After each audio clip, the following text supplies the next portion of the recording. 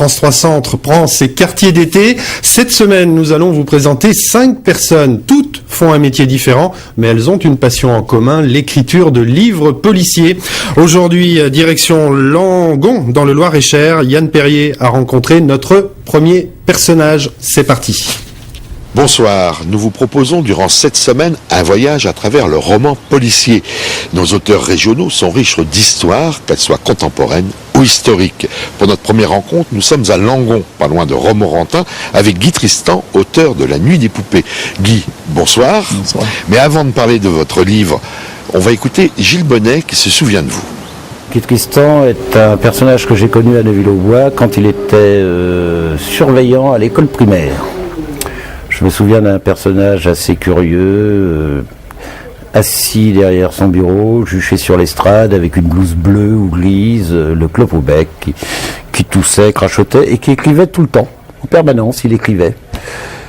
Parfois, il lui arrivait de nous mettre des disques sur un tépaz et de nous initier un petit peu à la musique classique. Je pense à Pierre et Leloup, Tchaïkovski, des choses comme ça. C'était un personnage assez attachant. Que vous dire d'autre? Il jouait aussi au théâtre avec l'association des parents d'élèves et je dois dire qu'il avait quand même une qualité d'acteur assez étonnante. Bah, c'est gentil ce qu'il dit sur vous, puis vous l'avez bien connu quand même. Oui.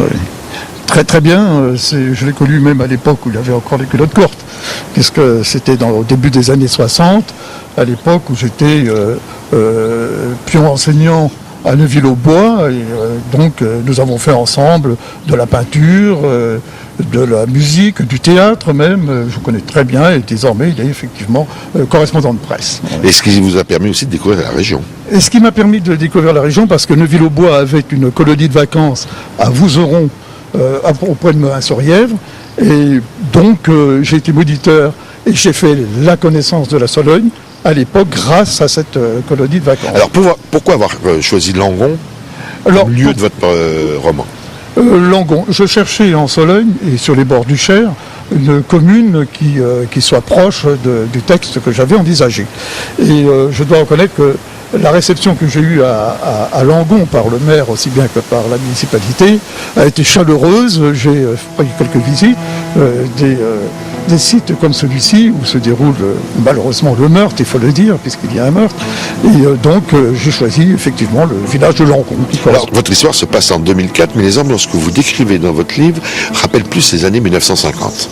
C'est vrai, ça m'a été dit plusieurs fois et effectivement c'est un peu vrai parce que finalement le roman de terroir rappelle un petit peu les romans qui s'écrivaient dans les années 50, dans les années 60, beaucoup plus que désormais où on voit les romans policiers se dérouler dans les grandes métropoles avec énormément de bruit et de fureur. Là, c'est quelque chose qui ressort plutôt du fait divers. C'est aussi une histoire d'une vieille rancune dans ce village.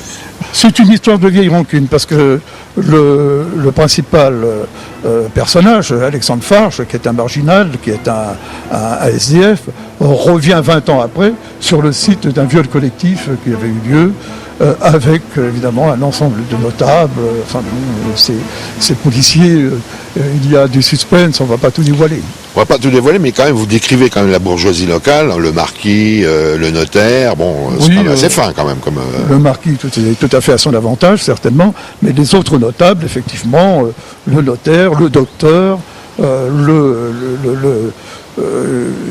garagiste, ceux qui ont participé au viol 20 ans auparavant, c'est un petit peu le problème des faits divers que l'on découvre en ouvrant la presse tous les jours. Il y a quand même quelque chose, il y a aussi quelque chose d'intéressant, il y avait aussi un cabaret, c'était les Six Fesses. Cabaret des Six Fesses. Six Fesses, pourquoi? Parce qu'au départ de ce cabaret, il y a 3 femmes, donc Six Fesses, et c'est un cabaret effectivement léger, disons. Là, on est en pleine fiction, parce que si vous cherchez à Langon ce cabaret des Six Fesses, vous cherchez longtemps. Guy, je vous remercie. Est-ce que vous avez d'autres projets en ce moment?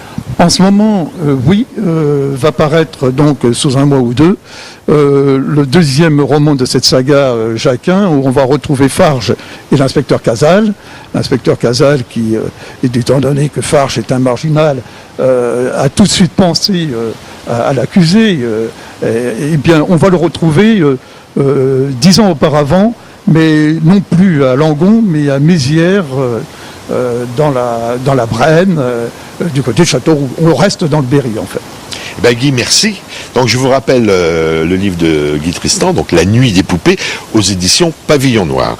Et demain, nous serons donc à Loches avec Luc Portier pour découvrir qui a tué Agnès Sorel, la favorite